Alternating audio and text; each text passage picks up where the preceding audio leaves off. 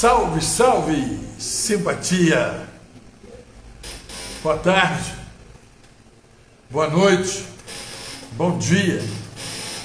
A gente foi recomendado a sempre estar falando dessa forma mais assim,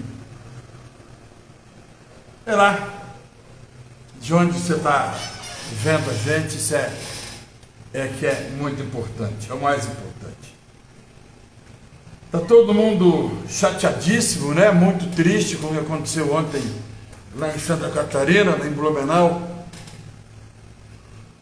Uma coisa dificílima de explicar. Qualquer um se sente meio pai, né? Meio órfão.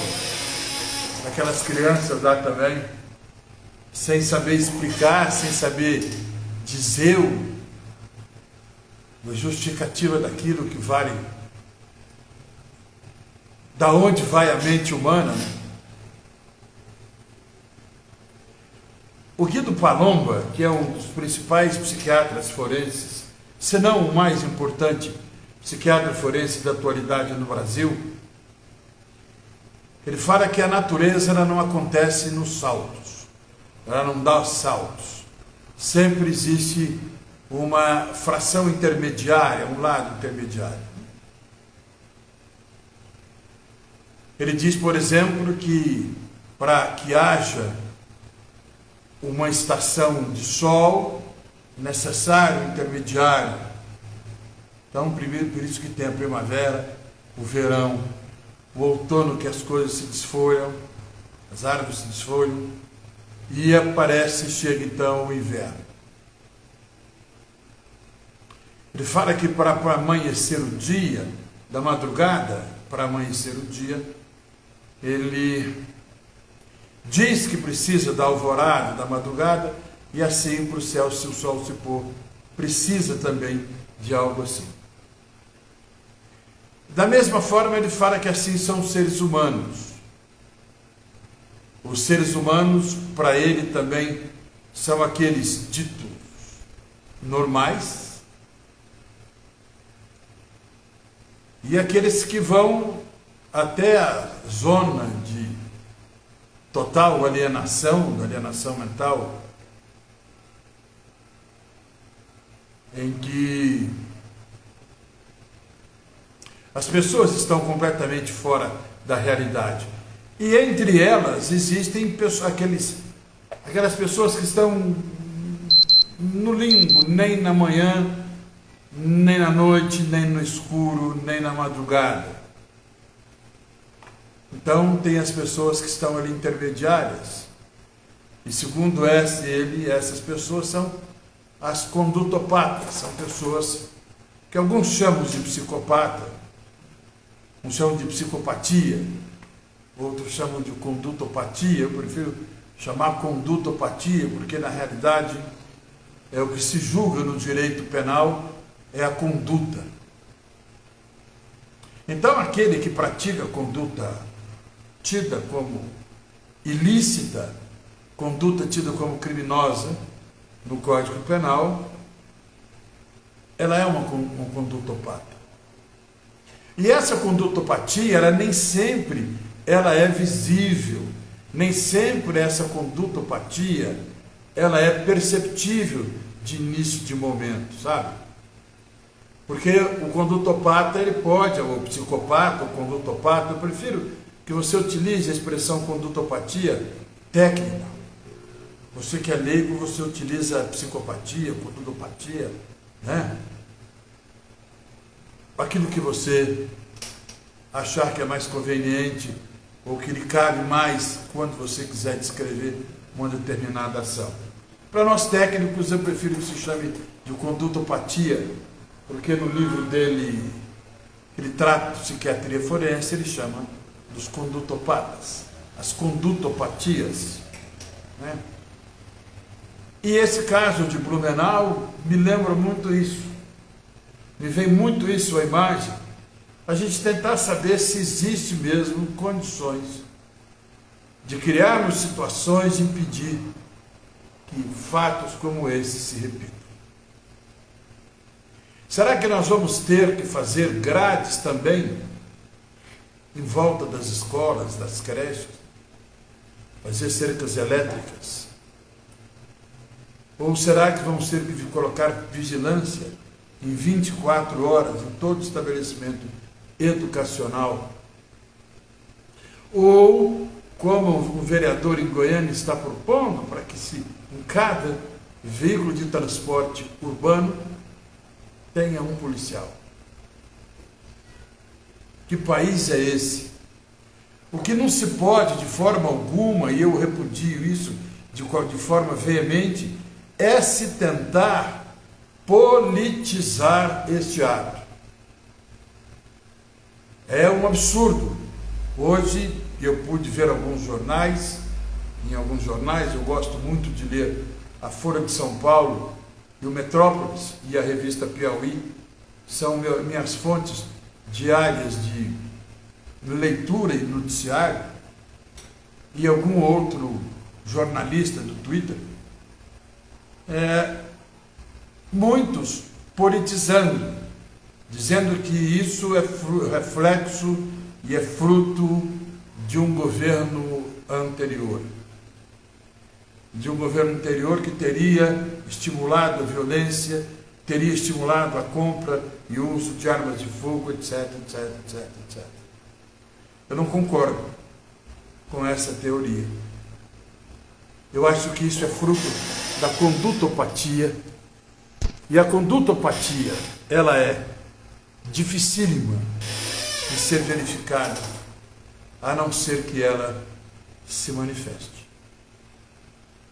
Você pode conviver com um condutopata, um psicopata estando ao seu lado, sem que você o saiba.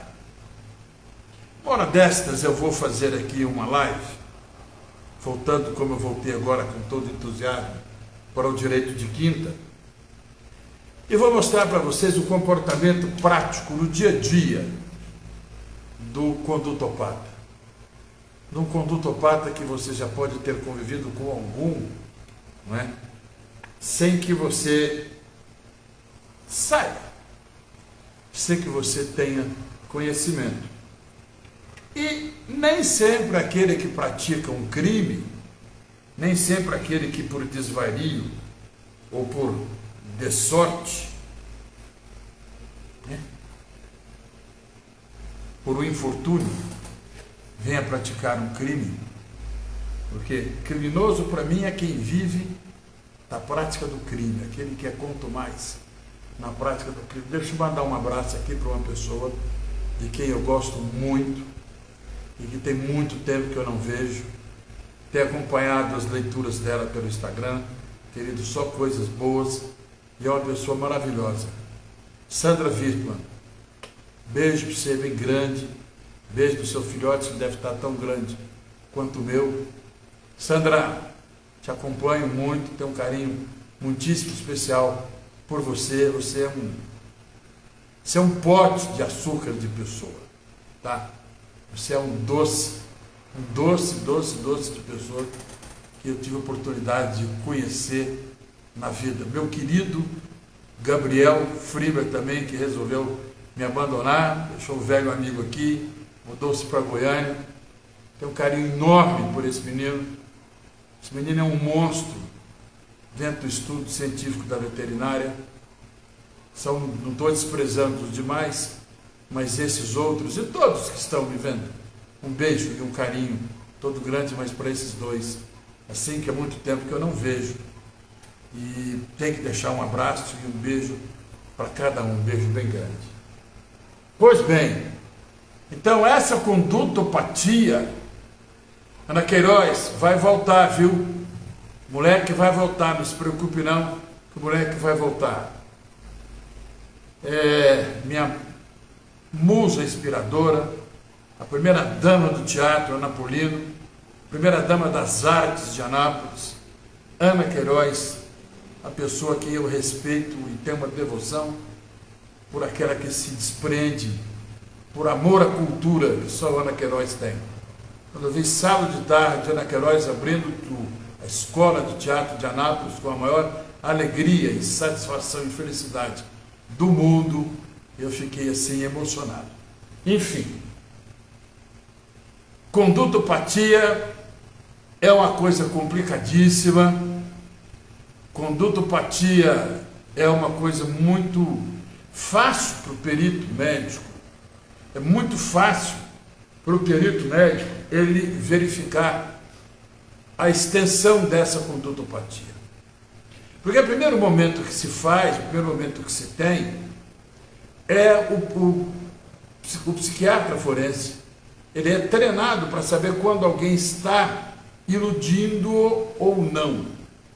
Quando alguém está contando a ele a verdade ou fingindo um quadro que não acontece.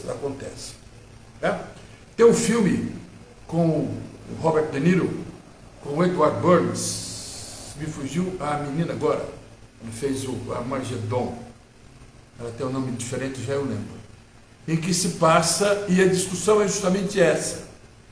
É um médico que avalia a progressão de regime num sistema carcerário, e há um pouco de fantasia naquilo, porque a imaginação do médico é levado a crer, ou o conhecimento médico é levado a crer, que aquele cidadão tem condições de progredir o regime, mesmo ele não preenchendo os requisitos.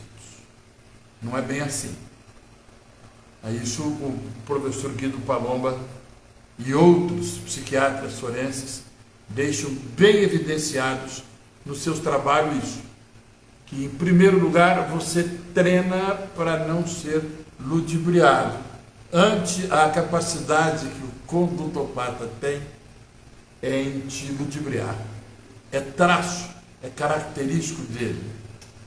Eu tive um cliente, certa sorte, há muito tempo, e ele curiosamente chamava-se Silvio Santos.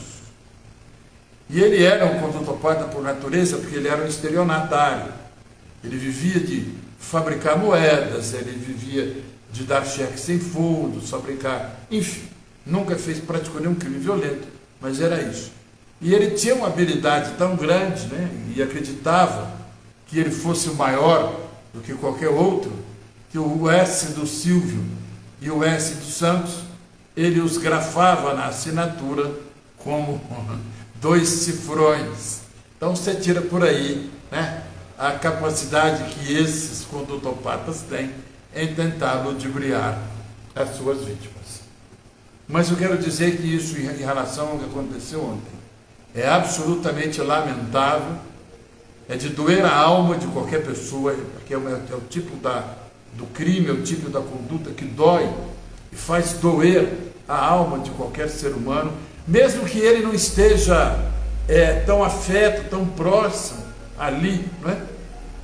Mas alguém pular o muro de uma escola, ir atacar crianças inocentes, é algo inconcebível. Inconcebível, inconcebível, inconcebível. As minhas sinceras e mais profundas sentimentos, pensamentos, força para que esses pais consigam superar esse momento. E os professores que vivenciaram toda essa situação também, não é? Enfrentarem essa dificuldade enorme que foi essa chacina. Tem gente perguntando aqui por que eu não estou de terno e gravata, que eu fico bem de terno e gravata. Muito obrigado. Coincidiu-se daquele dia eu ter saído de audiências e agora é tudo presencial, eu estava de terno e gravata. Se for o caso, agora eu me comprometo, tá, a usar nas próximas. Se o conteúdo fizer, do conteúdo depender do terno e gravata, então eu volto a usar o terno e gravata, tá bom? O laço também eu vou ensinar depois. O laço não estava, não. Aí o laço depois eu ensino como é que faz. Pois bem, eu vim comentar hoje da nossa área do direito. Luana Soares está aqui, beijo grande. A Dark está aqui também, a Glória está aqui também. Um beijo assim enorme. Muito obrigado, meu querido Marco Lobo, Marco Lobo, alguém a que eu devo assim uma consideração muito grande, me deu uma força enorme quando, da morte de minha mãe, foi um dos meus amigos que tiveram presente no velório da minha mãe, e eu não me esqueço das pessoas que no momento de dificuldade estiveram ao meu lado.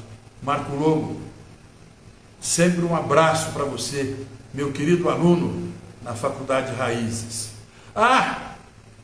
Devo voltar a dar aulas aqui em Anápolis, viu? Daqui um pouco eu vou, pedir uma certa suspense, mas ainda deve ser nesse primeiro semestre, depois eu conto que escola, que faculdade que é, tá bom? Para Goiânia eu fui chamado, mas Goiânia é muito longe. A gente já vai ficando velho e já fica achando as coisas um pouco longe. E Goiânia já é um pouco longe para ir dirigindo, ir e voltar realmente para alguém da minha idade, 64 anos, eu faço agora dia 17, então já fica um pouco cansativo.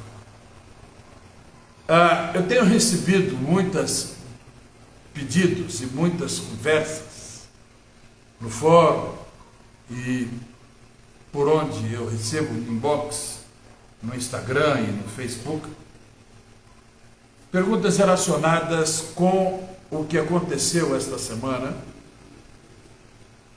com uma promotora de justiça que teria se ofendido com um advogado, porque o advogado teria orientado ao seu cliente para que no interrogatório ele não respondesse nem nas perguntas do juiz e nem nas perguntas da promotora, ou da acusação, ou do Ministério Público, como queira.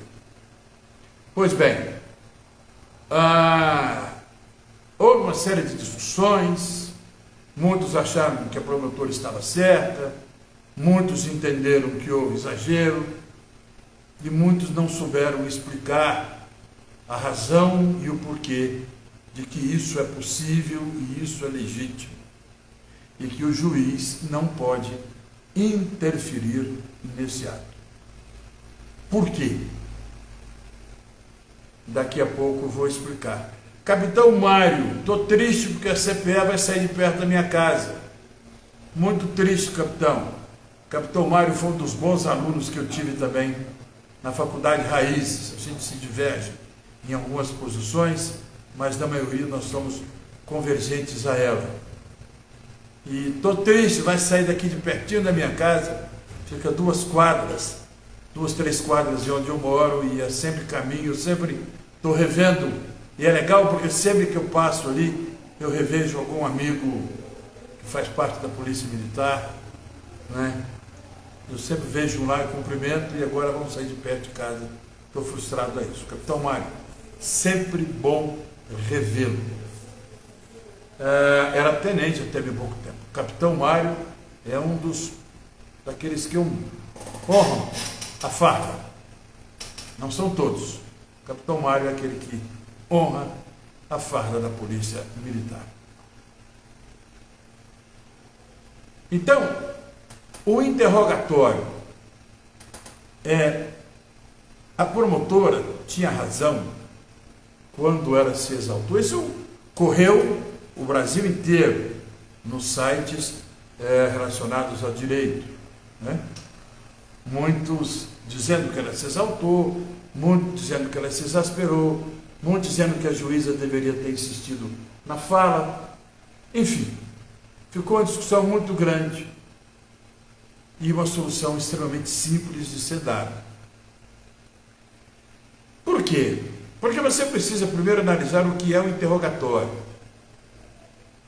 O que é que o acusado vai falar na frente do juiz? Olha, em primeiro lugar, basta você tomar pelo bom senso da sua coisa do dia a dia. Do seu dia a dia, vamos colocar aí, do seu dia a dia, que você vai chamar a atenção de alguém, ou alguém vai lhe chamar a atenção.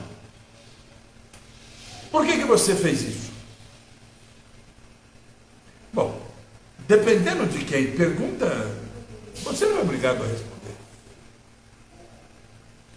Não é? É o primeiro mecanismo de defesa que você tem, é o silêncio. E não existe melhor mecanismo de defesa do que o silêncio. Daqui vem uma dica profissional. Né? Quando você estiver cuidando, você advogado, cuidando, eu não devia falar isso aqui, agora o capitão Mário vai seguir essa dica minha, vai ficar difícil, vai fazer o contrário. Você advogado que estiver cuidando de 2 clientes, você foi chamado de imediato para atender 2 clientes que foram presos. E que você não tem tempo de compor a versão dos 2, façam os 2 dizerem a mesma coisa. Como, Eugênio? Coloque-os em silêncio. Existe uma máxima popular, não é? Que dizia que quem cala consente.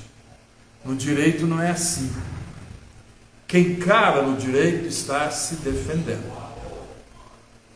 O que não pode no direito de forma alguma, no que se entende dessa plenitude e nessa amplitude de defesa, é mentir. Você não deve ensinar o seu cliente a mentir em razão do conjunto probatório formulado.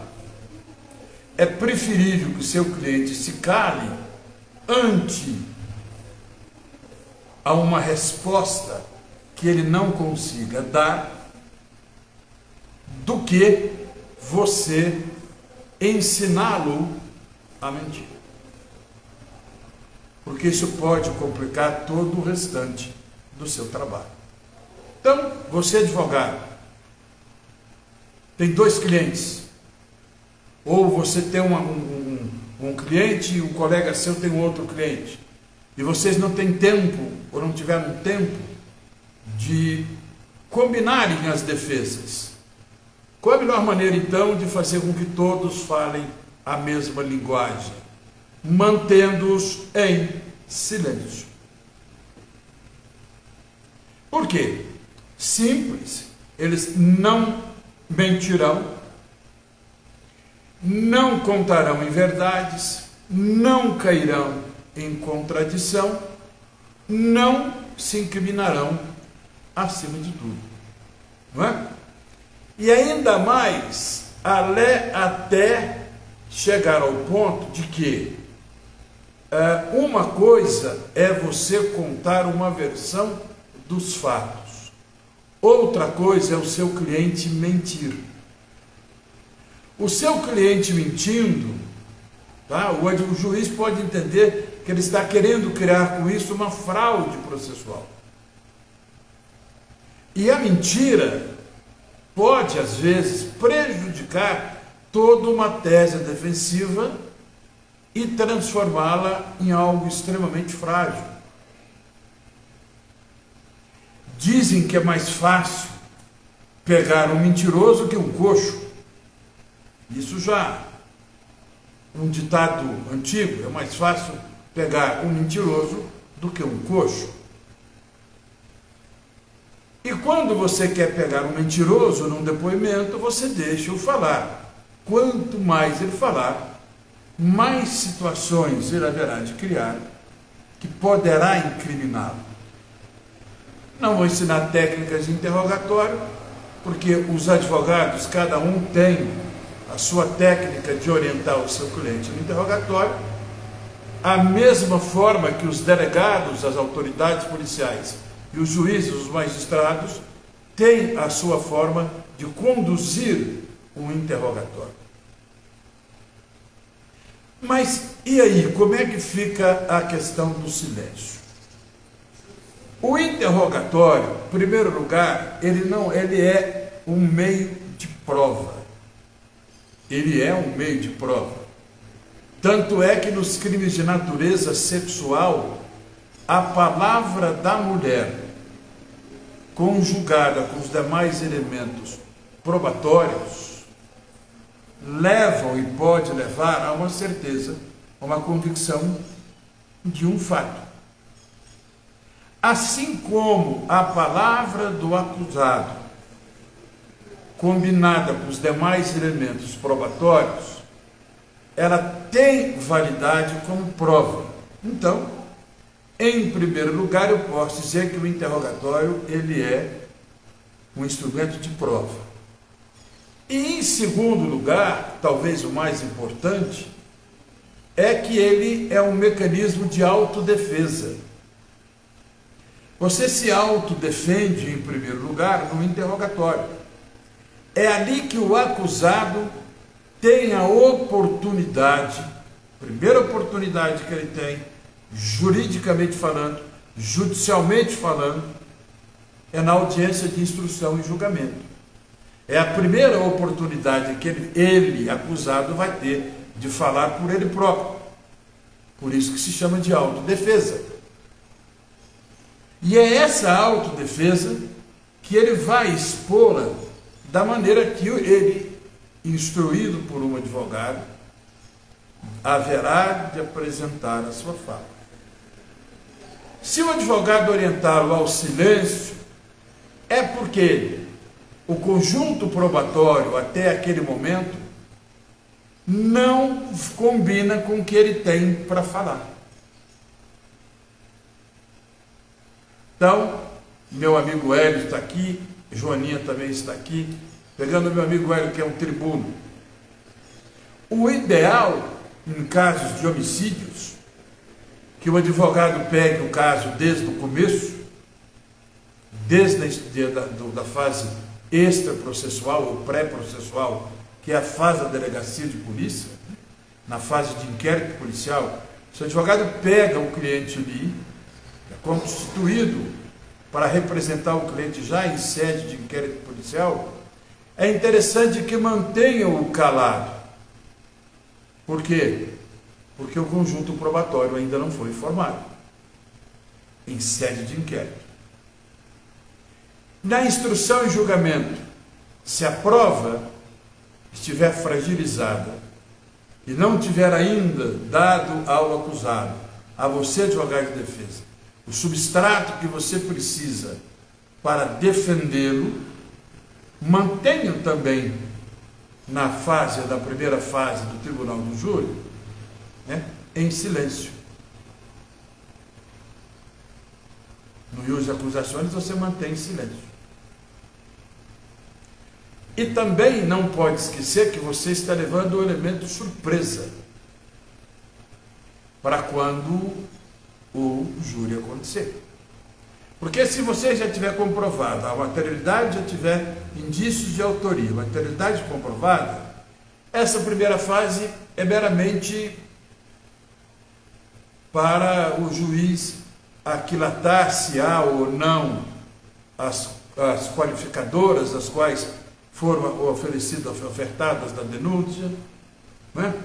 Se realmente o cidadão, qual é a participação efetiva, a contribuição, eu prefiro colocar assim, como a contribuição dele para que aquele homicídio ocorresse, para que no final o juiz estipule os limites da acusação que chegará no plenário do tribunal do júri. Então você chega no tribunal do júri com o seu cliente, se você achar que tem elementos suficientes para que ele fale, ótimo, oriente-o para que ele dê um depoimento que conjugue, que combine, que case com as provas que já foram obtidas até lá. Se não, mantenha-o calado. Ou você peça-o e oriente-o, que só responda às perguntas do juiz e não do Ministério Público. Porque é óbvio que o Ministério Público, a acusação, só fará perguntas ao acusado, tá? Eu soltei isso uma vez no tribunal do júri e essa foi uma infelicidade. Atribui a mim essa frase: Realmente eu disse isso uma vez, que, Joaninha, e é verdade. Nunca minta para o seu advogado. Deixa que a mentira eu conto por minha, eu deixo que eu faço a mentira por minha conta. Isso aí atribui a eu ter falado isso certa vez. Tanta história. Hoje eu publiquei uma foto com meu amigo Valdinar Pinheiro Lima. Me deu uma saudade muito grande dele. Muito grande, faz tempo que eu não vejo. Tem uma prosa excepcional. É meu amigo da minha família, né? De muitos e muitos anos. Foi meu professor, né? Foi a minha pessoa que primeiro, com quem eu fiz meus primeiros juros, e hoje bateu uma saudade dele. E eu tenho essa foto que eu fiz questão de publicar. Se algum Pinheiro Lima estiver vendo nessa live, eu vê-lo, mande ao Valdinar um beijo assim de coração, um beijo de devoto, um beijo de discípulo mesmo. Valdinar me ensinou muito mesmo, muito. Eu devo muito a duas pessoas que me ensinaram muito. Meu tio Benedito Lourenço Dias, que está nas tribunas do céu, defendendo quem quer entrar, e Valdinar Pinheiro Lima. Foram esses dois os mentores da minha carreira profissional. Então, o interrogatório, ele serve como base, acima de tudo, de autodefesa. Então, o ideal seria que você mantivesse o réu, o acusado, o seu cliente, em silêncio. E ele só falando perante o tribunal do júri. Para quem não sabe, o tribunal do júri é o juiz-presidente, o juiz togado, juiz-presidente, 25 jurados, dentre os quais vão se sortear 7 que vão compor o conselho de sentença. Esse é o tribunal do júri. É o juiz togado, 25 jurados, e dentre os quais vão se escolher 7 que vão compor o conselho de sentença. Então, o advogado e o promotor, ou o Ministério Público, ou a defesa, elas não fazem parte do tribunal do júri. São elementos indispensáveis para o representante do povo e o representante do acusado. Mas quem é o tribunal mesmo é o juiz, os 25 jurados, dentre os quais 7 que comporão o conselho de sentença. Pois bem, e o interrogatório? Bom, em primeiro lugar, é bom a gente analisar o que diz a lei. É bom analisar a lei de vez em quando, não é? Às vezes as pessoas, parece que cada um tem o seu Código de Processo Penal. Como foi o caso do Sérgio Moro, lembra?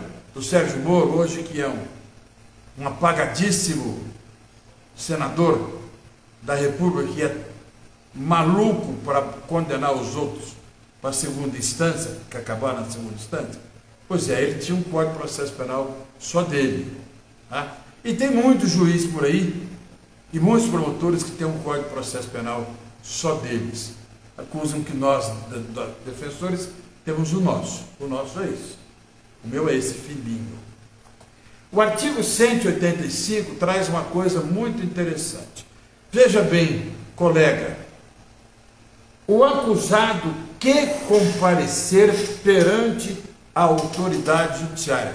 Veja bem, o que diz a primeira expressão do artigo 185? O acusado que comparecer. Qual é a conclusão que eu tiro disso? A conclusão que eu tiro disso é que o interrogatório, ele não é um ato obrigatório, ou seja, o cidadão não precisa ir no ato dele. Não precisa ir. Aqui se impõe uma faculdade. Aqui se impõe uma faculdade. É claro que juiz nenhum vai conduzir uma ação penal sem o interrogatório do acusado. Daí ele vai aplicar a suspensão do processo, etc, etc, etc, etc. Mas a lei, o legislador, quis mostrar que o acusado será interrogado. Aí você pergunta, então por que, Eugênio, ficou esse condicional, o que comparecer? É simples, porque o acusado não precisa ir na sessão de julgamento dele do júri. Ele vai, se ele quiser. Entendeu? A presença do acusado no dia do júri, se ele estiver solto, ele vai, se ele quiser. Se ele confiar no advogado, se ele estiver foragido, o júri vai acontecer do mesmo jeito. Portanto, se ele não está lá, o que é que se presume? É que ele se manteve em silêncio durante o interrogatório. Sacou? Então, o interrogatório é ato facultativo. Eu posso afirmar isso numa prova de concurso? Pode. O interrogatório é ato facultativo. Eugênio, como é que você me assegura que o interrogatório é um ato facultativo? É só você olhar o 185 e lembrar-se que no tribunal do júri, o importante, a exigência máxima é que o cidadão tenha sido intimado para a sessão de julgamento. Esta é a exigência. Porque se ele não foi, o julgamento é nulo. O julgamento não pode acontecer se o acusado não foi intimado. Agora, se o acusado foi intimado, ele vai se ele quiser. Ah, o juiz vai mandar prender? Não vai. Por que o juiz não vai mandar prender? Porque o silêncio dele não será tomado em desfavor dele, não será tomado como a confissão dele. Portanto, quem pode o mais, pode o menos. Se eu posso ficar em silêncio, eu posso responder a quem eu quiser. Tanto é que o juiz, ou seja, aqui nós estamos tratando de um ato privativo, presidencialista. O que é esse ato privativo e presidencialista? Somente o juiz é que pode conduzir o interrogatório, mais ninguém pode conduzir o interrogatório, mas ninguém, somente o juiz, é ato privativo do juiz, por força de lei, está lá, ó, o acusado que comparecer perante a autoridade judiciária. A autoridade judiciária é o magistrado. Então, só perante o juiz, esse ato presidencialista. Então, quem pode o mais, pode o menos. Rainerita, esse nome não me é estranho. Essa moça foi minha aluna na Uni Evangélica. Rainerita, eu não lembro em que ano, mas o seu nome é um nome que eu tenho guardado na minha memória, entre as pessoas que foram minhas alunas. E você foi minha aluna. Eu talvez, com certeza, foi na Uni Evangélica. Em que ano, eu não me lembro. Se você puder colocar aí, Rainerita, que ano que você foi minha aluna e o que você está fazendo hoje, você está advogando, o que é? Eu gosto de saber das pessoas que foram minhas alunas. A Rejane Maia, também aqui em cima, foi minha aluna lá na Raízes também. Então, se eu posso ficar calado, eu posso responder a pergunta a quem eu quiser. A pergunta que eu quiser. É claro que algumas perguntas não custa nada responder, que são as perguntas de qualificação, que aquele sujeito é ele mesmo. O juiz procura saber, a justiça se procura se resguardar de todas as formas possíveis, se está julgando a pessoa certa, né? Então vai perguntar se aquela pessoa está sendo ali e pede para se apresentar. E o juiz já o avisa: olha, eu vou fazer algumas perguntas, advirto o senhor, eu vou ler um texto, que é a denúncia, e advirto o senhor que o senhor não é obrigado a responder nenhuma das perguntas que eu fizer. E o seu silêncio não acarretará nenhum prejuízo. Isso o juiz tem que alertar. Portanto, o que eu quero dizer com isso que é, se ele pode ficar em silêncio, se o silêncio não implica em confissão, não é? E eu vou mostrar agora há pouco que não tem mais vantagem alguma falar, eu fiz ou eu não fiz. Porque na grande maioria das vezes a confissão ou o interrogatório acontece de regra que chama-se de confissão qualificada. O sujeito confessa que praticou um crime, entretanto invoca algo em seu favor. Essa é a chamada confissão qualificada. E hoje existe um entendimento em alguns tribunais que o cidadão a confissão só funcionará como um atenuante de pena dele se a autoria fosse desconhecida e ele se auto-incriminasse. Não, fui eu, etc., e ajudasse na elucidação do caso em si. Aí essa confissão valeria. Muito embora, no artigo 65 do Código Penal, quando fala das circunstâncias atenuantes específicas, não é? Traz lá como uma atenuante da pena o réu ter confessado espontaneamente a autoria do crime. Então, essa polêmica foi criada absolutamente desnecessariamente, porque o réu pode responder somente às perguntas que ele achar que é conveniente. Aquelas perguntas que a defesa o orientou a responder.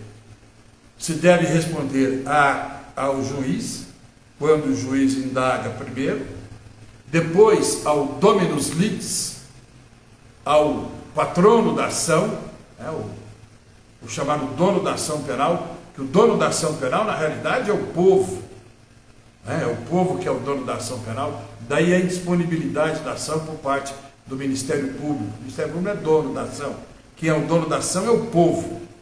Portanto, ele não pode, em momento algum, desistir daquela ação, nem do recurso que ele interpôs. Porque aquilo é do povo, não é do Ministério Público, não é da acusação. Portanto, o acusado ele pode ficar em silêncio, ele pode responder às perguntas do juiz, não precisa responder todas as perguntas, né, do dirigente processual. Eu vou colocar assim agora dirigente processual da autoridade judiciária, em razão, e eu estou achando isso maravilhoso, que em Anápolis nós temos ao todo 5, 6 varas criminais, e dessas 6 apenas uma é conduzida por homem.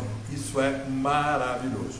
Por 6 mulheres realmente estão tomando conta do poder judiciário, e isso, os julgamentos ficam sempre mais detalhados, mais precisos, com menos erros, e muitas vezes, certamente com mais humanidade, mas com a mesma presteza e muitas vezes dureza, porque eu conheço muita juíza que tem a mão pesada.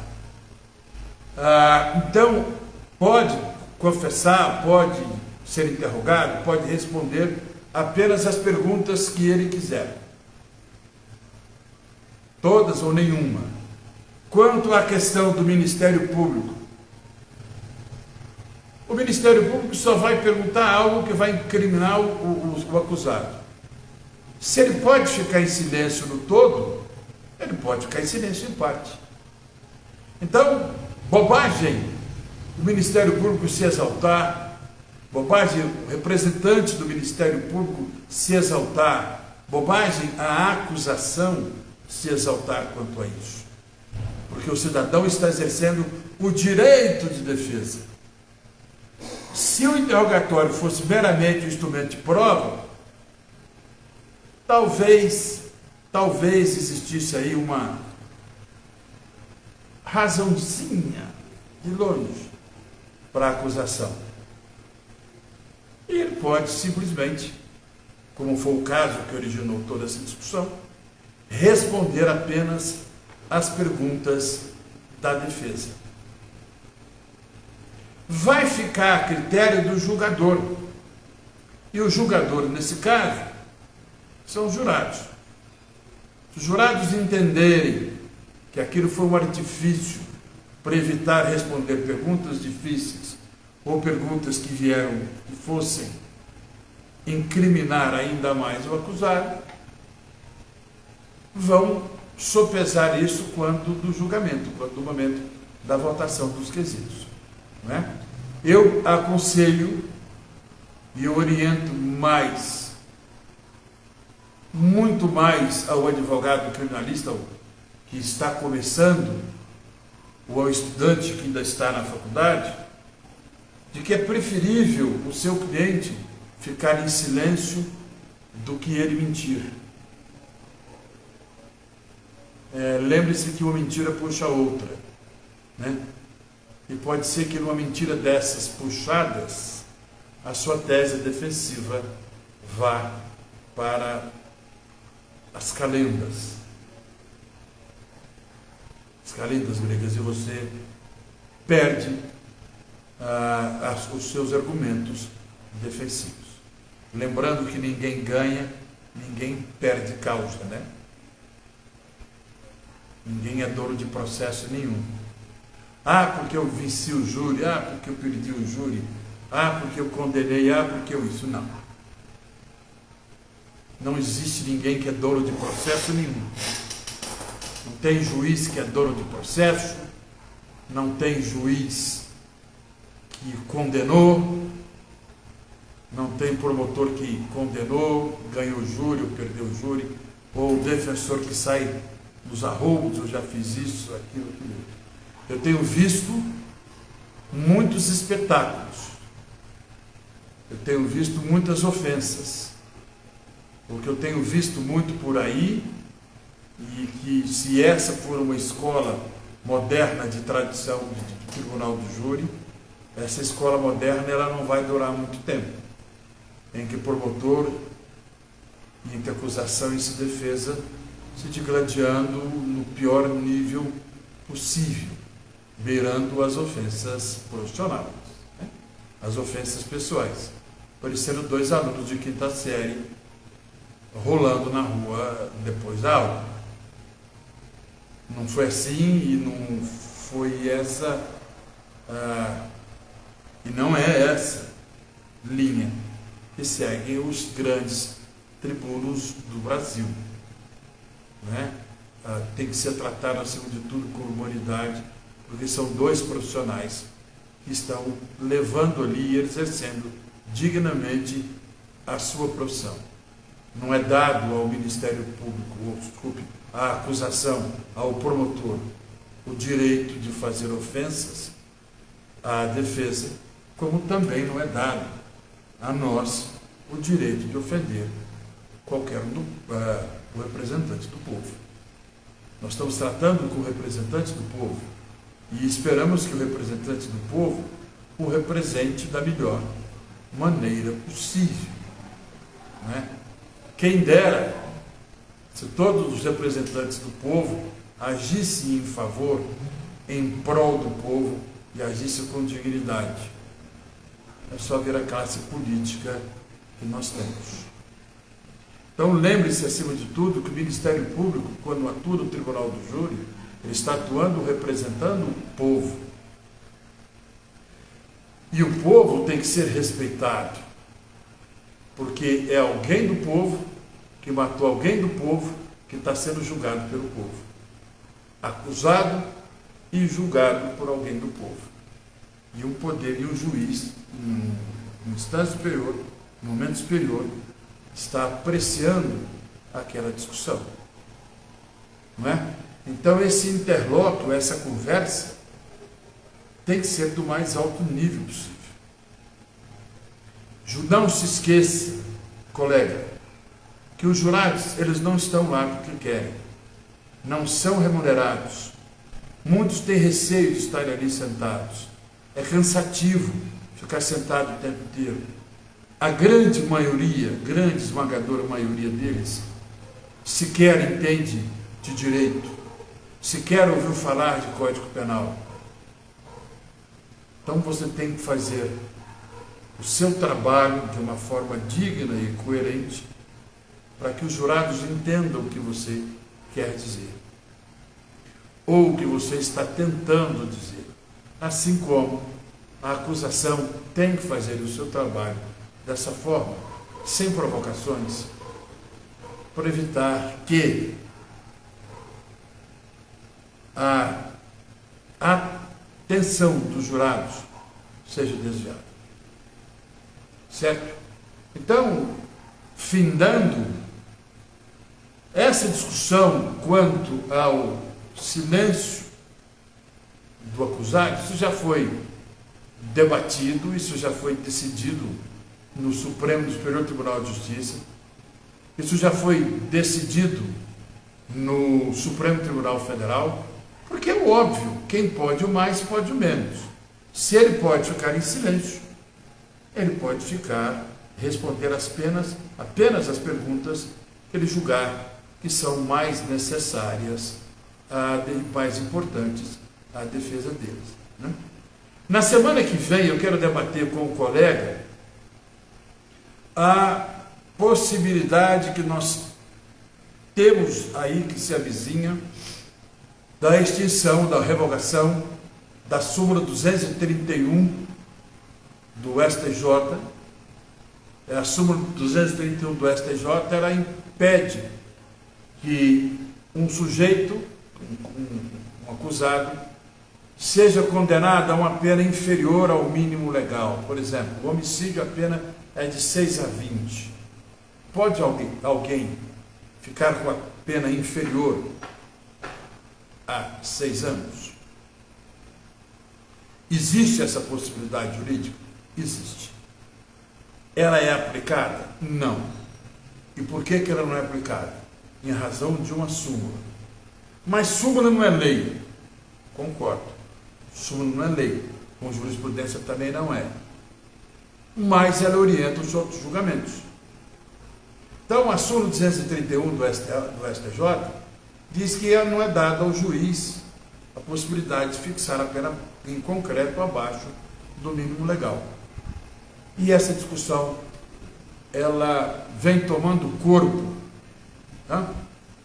Quanto da possibilidade da revogação da súmula 231 no STJ. Já tem uma maioria boa nesse sentido, terceira turma, por exemplo, do STJ, já tem pensado e vem tratando esse assunto com interesse, e isso vai facilitar, não é que vai facilitar, vai permitir que muita gente que tenha praticado um crime de forma que seja justificado, justifique o crime.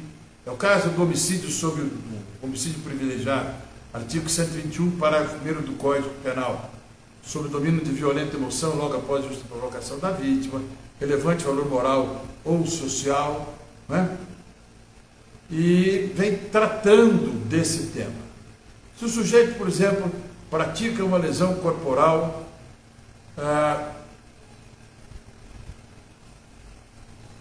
privilegiada, a pena pode ficar abaixo do mínimo legal?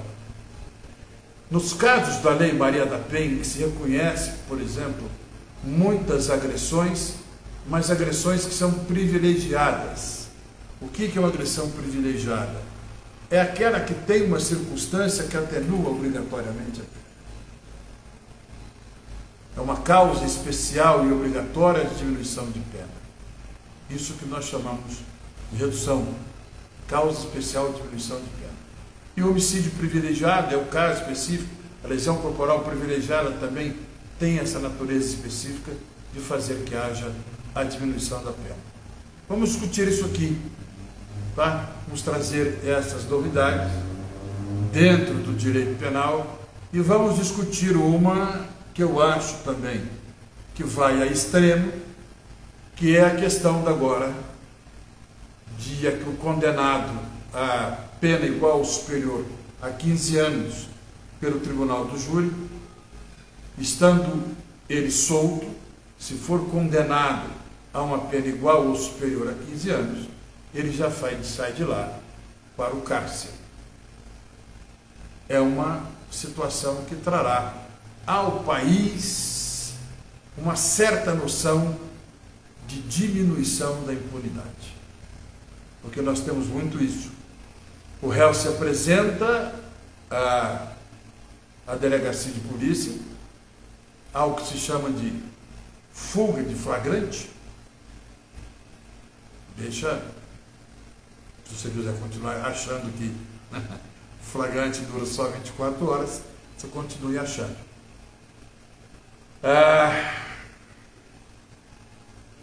E responde ao processo inteiro, liberdade, vai no júri, é condenado e ainda permanece em liberdade, aguardando solto o trânsito e julgado da sua sentença. Vamos ver esses dois temas e vamos discutindo isso no próximo culto. A todos uma feliz Páscoa.